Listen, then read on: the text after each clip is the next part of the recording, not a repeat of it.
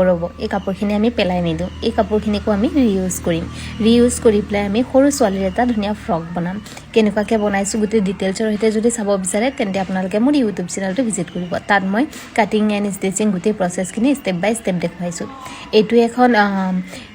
দখনাৰ কাপোৰৰ টুকুৰা আছিলে দখনাটোৰে মই কুৰ্তা আৰু কুৰ্তাৰ পেণ্ট এটা এক্সিট বনাইছিলোঁ লগতে